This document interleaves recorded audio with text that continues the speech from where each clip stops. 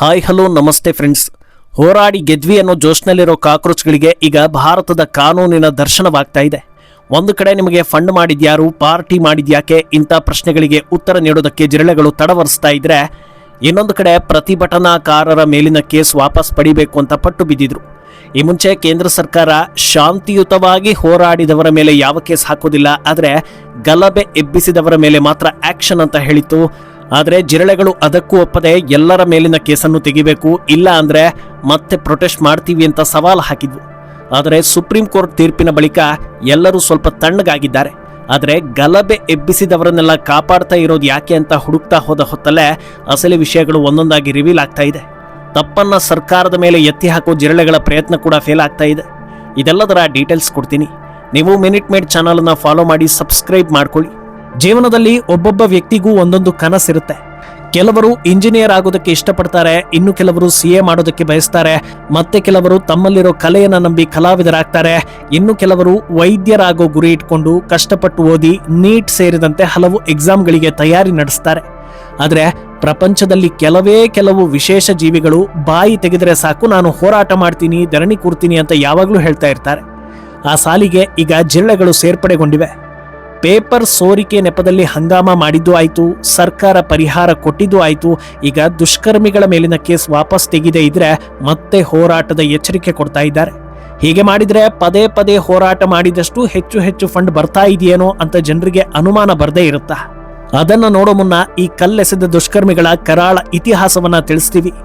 July 20ರ ದೊಡ್ಡ ಗಲಭೆ ನಡೆದ ದಿನದಿಂದ ಇಲ್ಲಿಯ ತನಕ ಫೇಸ್ ರೆಕಾಗ್ನಿಷನ್, ವಿಡಿಯೋ ಸಾಕ್ಷಿಗಳ ತನಿಖೆ ನಡೆಸ್ತಾ ಇದ್ದ ದೆಹಲಿ ಪೊಲೀಸ್ ಟೀಮ್ ಪತ್ತೆ ಹಚ್ಚಿರೋ ಸ್ಫೋಟಕ ವಿಷಯ ಅಂದ್ರೆ, ಇದರಲ್ಲಿ ಭಾಗಿಯಾಗಿದ್ದ 2873 ಗಲಭೆಕೋರರಿಗೆ ಕ್ರಿಮಿನಲ್ ಬ್ಯಾಕ್ಗ್ರೌಂಡ್ ಇದೆ ಅನ್ನೋದು. ಅರ್ಥಾತ್ ಇವರೆಲ್ಲ ಮೊದಲ ಬಾರಿಗೆ ಕಲ್ಲು ಹಿಡಿದು ಹೊಡೆದವರಲ್ಲ, ಇವರ ಕುಲ ಕಸುಬೆ ಕ್ರೈಮ್ ಮಾಡೋದು ಅಂತ. ಅದರಲ್ಲೂ ಇನ್ನಷ್ಟು ಡೀಟೇಲ್ ಪೊಲೀಸ್ ಟೀಮ್ ಕಡೆಯಿಂದ ಬಂದಿದ್ದು, ಇದರಲ್ಲಿರೋ 989 ದುಷ್ಕರ್ಮಿಗಳು ನಟೋರಿಯಸ್ ಕ್ರಿಮಿನಲ್ ಕ್ಯಾಟಗರಿಗೆ ಸೇರುವ ಅರ್ಹತೆಯನ್ನ ಸಂಪಾದಿಸಿದ್ದವರು, 101 ದುಷ್ಕರ್ಮಿಗಳು ಮರ್ಡರ್ ಕೇಸ್ನಲ್ಲಿ ಬುಕ್ ಆಗಿದ್ದವರು, 62 ದುಷ್ಕರ್ಮಿಗಳ ಮೇಲೆ ಅಟೆಂಪ್ಟ್ ಟು ಮರ್ಡರ್ ಕೇಸ್ಗಳಿವೆ, 61 ಕ್ರಿಮಿನಲ್ಗಳು ರೇಪ್ ಕೇಸ್ನಲ್ಲಿ ಬುಕ್ ಆಗಿದ್ದವರು, 284 ಕ್ರಿಮಿನಲ್ಗಳ ಮೇಲೆ ಡಕಾಯಿತಿ ಕೇಸಿದೆ. ಇವರೆಲ್ಲ ಸೇರಿ 21 ಮಕ್ಕಳ ಆತ್ಮಹತ್ಯೆಗೆ ನ್ಯಾಯ ಕೇಳೋದಕ್ಕೆ ಬಂದಿದ್ದ ಸಂಭಾವಿತರು. ಇಂಥವರ ಮೇಲೆ ಹಾಕಿರೋ ಕೇಸ್ ತೆಗೀರಿ ಅಂತಿರೋ ಜಿರಳೆಗಳು ಇನ್ಯಾವ ಲೆವೆಲ್ ಸಂಭಾವಿತರಿರ್ಬೋದು ಅನ್ನೋದನ್ನ ಯೋಚನೆ ಮಾಡಿ. ಜಿರಳೆಗಳ ಡಿಮ್ಯಾಂಡ್ ನೋಡ್ತಾ ಇದ್ರೆ, ಒಂದು ಹೋರಾಟದಲ್ಲಿ ಒಬ್ಬ ಸಚಿವರನ್ನ ರಾಜೀನಾಮೆ ಕೊಡಿಸಿದ್ರಿಂದ ಇನ್ನು ಮುಂದೆ ನಮ್ಮನ್ನ ಯಾರು ಕೇಳೋದಿಲ್ಲ, ನಾವು ಆಡಿದ್ದೆ ಆಟ ನಾವು ಹೇಳ್ದ ಹಾಗೆ ಆಗಿಲ್ಲ ಅಂದ್ರೆ ಇನ್ನೂ ಜನರನ್ನ ಸೇರಿಸಿ ದೊಂಬಿ ಎಬ್ಬಿಸ್ತೀವಿ, ಒಟ್ನಲ್ಲಿ ನಾವು ಹೇಳಿದ್ದನ್ನ ಎಲ್ಲರೂ ಕೇಳಬೇಕು ಅನ್ನೋ ರೇಂಜ್ಗೆ ಕೇಂದ್ರ ಸರ್ಕಾರಕ್ಕೆ ಸವಾಲ್ ಹಾಕ್ತಾ ಇದ್ದಾರೆ. ಇವರ ಲೆಕ್ಕದಲ್ಲಿ ಭಾರತೀಯ ನ್ಯಾಯ ಸಂಹಿತೆಗಿಂತಲೂ ಇವರೇ ಮೇಲಿದ್ದಾರೆ ಅನ್ನೋ ರೇಂಜ್ಗೆ ಮಾತಾಡ್ತಾ ಇದ್ದಾರೆ. ಒಂದು ಸ್ವಲ್ಪ ನೈತಿಕತೆ ಇದ್ರೆ ಯಾವ ಕಾರಣಕ್ಕೆ ಕ್ರಿಮಿನಲ್ಗಳ ಮೇಲೆ ಕೇಸ್ ಹಾಕಬಾರದು ಅನ್ನೋದನ್ನ ಬಾಯಿ ಬಿಟ್ಟು ಹೇಳಿದ್ರೆ ಜನರಿಗೂ ಆಗ ಒಂದು ಕ್ಲಾರಿಟಿ ಸಿಗುತ್ತೆ. ಆದ್ರೆ ನಾವು ಹೋರಾಡಿದ್ವಿ, ನಮ್ಮ ಹೋರಾಟಕ್ಕೆ ಹೆದರಿ ರಾಜೀನಾಮೆ ನೀಡಿದ್ರು, ಇನ್ಮೇಲೆ ಎಲ್ಲರೂ ಹುಷಾರ್ ಅನ್ನೋ ರೇಂಜ್ಗೆ ಜಿರಳೆಗಳು ಓಡಾಡ್ತಾ ಇವೆ. ಆದ್ರೆ ಅವರು ಎಷ್ಟೇ ಮರೆ ಮಾಚೋದಕ್ಕೆ ನೋಡಿದ್ರು, ಎಲ್ಲೇ ಕಾಲಿಟ್ರು ಈ ಪ್ರಶ್ನೆಗಳು ಎದುರಾಗ್ತಾನೆ ಇದೆ.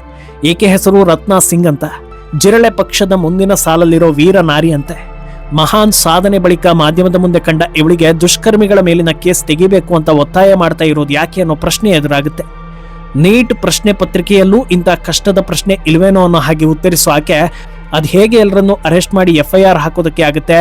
ಪೊಲೀಸರು ಹೊಡೆದಿದ್ರಿಂದ ಇವರು ವಾಪಸ್ ಹೊಡೆದಿದ್ದಾರೆ ಅಷ್ಟೇ. ಇದೊಂಥರ ತಮ್ಮನ್ನ ತಾವು ರಕ್ಷಿಸಿಕೊಂಡಿರೋದು. ಸರಿಯಾದ ಸಾಕ್ಷಿ ಇದ್ರೆ ಮಾತ್ರ ಕೇಸ್ ಹಾಕ್ಬೋದು, ಇಲ್ಲ ಅಂದ್ರೆ ಇಲ್ಲ ಅಂತ ಹೇಳ್ತಾಳೆ ಈ ಫೀಮೇಲ್ ಜಿರಳೆ. ಅದರ ಬೆನ್ನಲ್ಲೇ ಸಂತ್ರಸ್ತರ ಕುಟುಂಬಕ್ಕೆ ಇನ್ನೂ ಪರಿಹಾರ ಸಿಕ್ಕಿಲ್ಲ, ನೀವು ನೋಡಿದ್ರೆ ಪಾರ್ಟಿ ಮಾಡ್ತಾ ಇದ್ದಿದ್ದು ಸರಿನಾ ಅಂತ ಕೇಳಿದ್ರೆ ಕೇಳಿಯೂ ಕೇಳಿಸಿಕೊಳ್ಳದ ಹಾಗೆ ಬೇರೆ ವಿಚಾರದ ಬಗ್ಗೆ ಮಾತಾಡ್ತಾ ಹೋಗ್ತಾಳೆ. ಆದ್ರೆ ಇನ್ನೊಂದು ಡಿಬೇಟ್ಗೆ ಹೋಗುವಾಗ ಸೇಮ್ ಪ್ರಶ್ನೆಗೆ ಈಕೆಯ ಉತ್ತರ ಬದಲಾಗಿರುತ್ತೆ. ಶಾಂತಿಯುತ ಹೋರಾಟ ಹಿಂಸಾಚಾರಕ್ಕೆ ಗಲಭೆಗೆ ತಿರುಗಿದ್ದು ಹೇಗೆ ಅನ್ನೋ ಪ್ರಶ್ನೆಗೆ ಉತ್ತರಿಸೋ ಈಕೆ, ಎಲ್ಲವೂ ಚೆನ್ನಾಗೇ ಇತ್ತು, ನೋಡ್ತಾ ಇದ್ದ ಹಾಗೆ ವೈಲೆಂಟ್ ಆಗೋಯ್ತು, ಇದಕ್ಕೆ ಸರ್ಕಾರದ ಬೇಜವಾಬ್ದಾರಿಯೇ ಕಾರಣ, ಅವರೆಲ್ಲ ಬಂದು ಸೇರ್ತಾ ಇದ್ದಂತೆ ಪೊಲೀಸರು ಅಲರ್ಟ್ ಆಗಿ ಚೆಕ್ ಮಾಡಬೇಕಿತ್ತು, ಆದ್ರೆ ಮಾಡ್ಲಿಲ್ಲ, ಇದೆಲ್ಲವನ್ನ ನೋಡಿ ಸ್ಟಡಿ ಮಾಡಬೇಕು, ಸುಮ್ನೆ ನಮ್ಮ ಮೇಲೆ ಎತ್ತಿ ಹಾಕೋದಲ್ಲ ಅಂತ ಹೇಳ್ತಾಳೆ ಈ ಫೀಮೇಲ್ ಜಿರಳೆ. ಆದ್ರೆ ಅದೇ ಡಿಬೇಟ್ನಲ್ಲಿ ಭಾಗವಹಿಸಿದ್ದ ಮೆದುಳು ತಲೆಯಲ್ಲಿ ಇರುವ ವ್ಯಕ್ತಿಯೊಬ್ಬರು, ಪೊಲೀಸರು ಆರಂಭದಲ್ಲೇ ಎಲ್ಲರ ಆಧಾರ್ ಕಾರ್ಡ್ ಅನ್ನ ಚೆಕ್ ಮಾಡ್ತಾ ಇದ್ರು, ಆದ್ರೆ ಆಗ ಅದಕ್ಕೆ ಅಡ್ಡಗಾಲು ಹಾಕಿದ್ದು ಅಭಿಜಿತ್ ದೀಪ್ಗೆ ನೆನಪಿದೆಯಾ ಅಂತ ಕೇಳ್ತಾರೆ. ಆಗ ಹೊಸ ವರಸೆ ತೆಗೆಯೋ ಆಕೆ, ನಾವು ಬಂದಿದ್ದು ನ್ಯಾಯ ಕೇಳೋದಕ್ಕೆ, ನಾವ್ಯಾಕೆ ಆಧಾರ್ ಕಾರ್ಡ್ ಅನ್ನೆಲ್ಲ ತರಬೇಕು ಅಂತಾಳೆ. ಈ ಡಬಲ್ ಸ್ಟ್ಯಾಂಡರ್ಡ್ ಬಗ್ಗೆ ಪ್ರಶ್ನೆ ಮಾಡಿದ್ರೆ ಇನ್ನೇನೋ ಹೇಳಿ ಸುಮ್ಮನಾಗ್ತಾಳೆ. ಇವರ ಈ ಮತ್ತೆ ಮತ್ತೆ ಪ್ರೊಟೆಸ್ಟ್ ಮಾಡೋ ತೆವಲನ್ನ ನೋಡ್ತಾ ಇದ್ರೆ ಜನರಿಗೆ ಹೊಸ ಅನುಮಾನಗಳು ಬರ್ತಾ ಇದೆ. ಅದೇನು ಅಂದ್ರೆ ಧರ್ಮೇಂದ್ರ ಪ್ರಧಾನ್ರ ರಿಸೈನ್ ಅನ್ನೋದು ಔಟ್ ಆಫ್ ದ ಸಿಲೆಬಸ್ ಅನ್ನೋ ಹಾಗೆ ಇವರಿಗೆ ಸರ್ಪ್ರೈಸ್ ತಂದಿತ್ತಾ ಅಂತ. ಯಾಕಂದ್ರೆ 20ನೇ ತಾರೀಕಿನ ಗಲಭೆ ನಂತರ ಗಲಭೆಯ ತೀವ್ರತೆ ಕಡಿಮೆ ಆಯಿತು, ಆದ್ರೆ ಜಿರಳೆಗಳು ಬೇರೆಯದ್ದೇ ಪ್ಲಾನ್ ಮಾಡ್ತಾ ಇದ್ವು. ಈ ಹೊತ್ತಲ್ಲಿ ಸೋನಂ ವಾಂಗ್ಚುಕ್ ಬೇರೆ ರೀತಿಯ ಮಾತುಕತೆ ಮುಗಿಸಿಕೊಂಡಿದ್ರಿಂದ ಒಂದು ಕಡೆ ಅದನ್ನ ಅಪೋಸ್ ಮಾಡೋ ಹಾಗೂ ಇಲ್ಲ, ಸ್ವೀಕರಿಸೋ ಹಾಗೂ ಇಲ್ಲ ಅನ್ನೋ ರೀತಿ ಇಕ್ಕಟ್ಟಿಗೆ ಸಿಲುಕಿ ಬಿಟ್ರು. ಆದ್ರೆ ಅಂತಿಮ ಅಸ್ತ್ರ ಅನ್ನೋ ಹಾಗೆ ಪ್ರಧಾನ್ ರಾಜೀನಾಮೆ ತನಕ ಹೋರಾಟ ನಿಲ್ಲಲ್ಲ ಅಂತ ಪಟ್ಟು ಬಿದ್ರು. ಈ ರೀತಿ ಹೇಳುವಾಗ ಖಂಡಿತವಾಗ್ಲೂ ಅವರು ರಾಜೀನಾಮೆ ಕೊಡೋದಿಲ್ಲ, ಇನ್ನೂ ಸಾಕಷ್ಟು ದಿನ ಇಲ್ಲೇ ಕೂತು ಆರಾಮಾಗಿ ದಂಗೆ ಎಬ್ಬಿಸಬಹುದು ಅನ್ನೋ ಲೆಕ್ಕದಲ್ಲಿದ್ರು. ಆದ್ರೆ ದಿಢೀರಂತ ರಾಜೀನಾಮೆ ಕೊಟ್ರೆ ಹೇಗ್ ತಡಿಬೇಕು ಜೀವ ಅನ್ನೋ ಹಾಗೆ ಮುಂದೆ ಏನು ಮಾಡೋದು ಅಂತ ಗೊತ್ತಾಗದೆ ಬ್ಲಾಂಕ್ ಆಗಿರೋ ಹಾಗೆ ಆಯ್ತು. ಈಗ ಈ ವಿಚಾರ ಎಳೆಯೋದಕ್ಕೆ ಸಿಕ್ಕಿರೋ ಅಸ್ತ್ರ ಅಂದ್ರೆ ಅದು ಕೇಸ್ ವಾಪಸ್ ಪಟ್ಟು. ಈ ಮೂಲಕ ಮತ್ತೊಮ್ಮೆ ಗಲಭೆ ದಂಗೆಗಳಿಗೆ ಯತ್ನ ನಡೆಸೋ ಪ್ಲಾನ್ ಮಾಡ್ತಾ ಇದ್ದಾರಾ ಅನ್ನೋ ಚರ್ಚೆ ಕೂಡ ಶುರುವಾಗಿದೆ.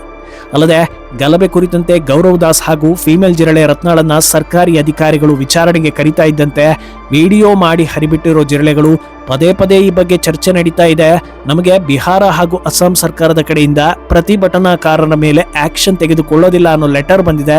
ಇದೇ ರೀತಿ ಎಲ್ಲಾ ಬಿಜೆಪಿ ಆಡಳಿತ ಇರೋ ರಾಜ್ಯಗಳಿಂದ ನಮಗೆ ಲೆಟರ್ ಬರಬೇಕು, ಇಲ್ಲ ಅಂದ್ರೆ ನಾವು ಒಂದು ಲೀಗಲ್ ಟೀಮ್ ಅನ್ನ ರೆಡಿ ಮಾಡಿ ಫೈಟ್ ಮಾಡ್ತೀವಿ ಅಂತ ಎಚ್ಚರಿಸಿವೆ. ಆ ಲೀಗಲ್ ಟೀಮ್ ಯಾರು ಅಂತ ನೋಡಿದ್ರೆ ಮಹಾನ್ ಅಡ್ವೊಕೇಟ್ ಹಾಗೂ ಸದಾ ಸುದ್ದಿಯಲ್ಲಿರೋ ಕಾಂಗ್ರೆಸ್ ನಾಯಕ ಕಪಿಲ್ ಸಿಬಲ್. ಇವರು ಕೇವಲ ಲೀಗಲ್ ಆಗಿ ಬೆಂಬಲ ಕೊಡ್ತಾ ಇಲ್ಲ, ಸಿಜೆಪಿ ಪಾರ್ಟಿಗೆ 1 ಕೋಟಿಯ ದೇಣಿಗೆ ಕೊಡೋ ಮೂಲಕ ಇನ್ನಷ್ಟು ಮಹಾನ್ ಎನ್ನಿಸ್ಕೊಳ್ತಾ ಇದ್ದಾರೆ. ಇವರು ಸಿಜೆಪಿಗೆ ಬೆಂಬಲ ಕೊಡ್ತಾ ಇರೋದ್ರಿಂದ ಜಿರಳೆಗಳಿಗೆ 1 ಲಕ್ಷ ಆನೆಯ ಬಲ ಬಂದಂತಾಗಿದೆ.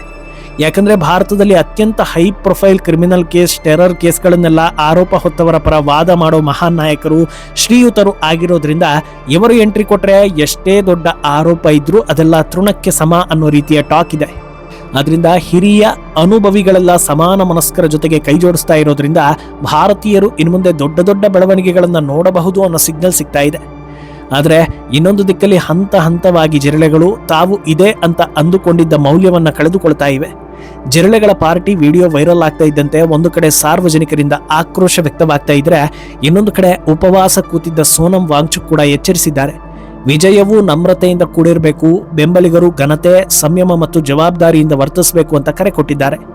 ಇದೆಲ್ಲ ಮರ್ಯಾದೆ ಇರುವವರಿಗೆ ಮಾತ್ರ ಅರ್ಥ ಆಗೋ ಕಷ್ಟದ ವಿಷಯ ಆಗಿರೋದ್ರಿಂದ ಜಿರಳೆಗಳಿಗೆ ಅರ್ಥ ಆಗಿಲ್ಲ ಅನ್ನೋ ಟಾಕ್ ಕೂಡ ಇದೆ. ಮುಂದೇನಾಗುತ್ತೆ ಅನ್ನೋದನ್ನ ಕಾದು ನೋಡಬೇಕು. ಈ ಬಗ್ಗೆ ನಿಮ್ಮ ಅಭಿಪ್ರಾಯವನ್ನ ತಪ್ಪದೆ ಕಮೆಂಟ್ ಮೂಲಕ ತಿಳಿಸಿ.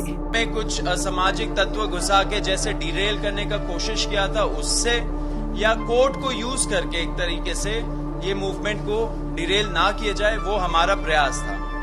तो हम लोग कपिल जी के साथ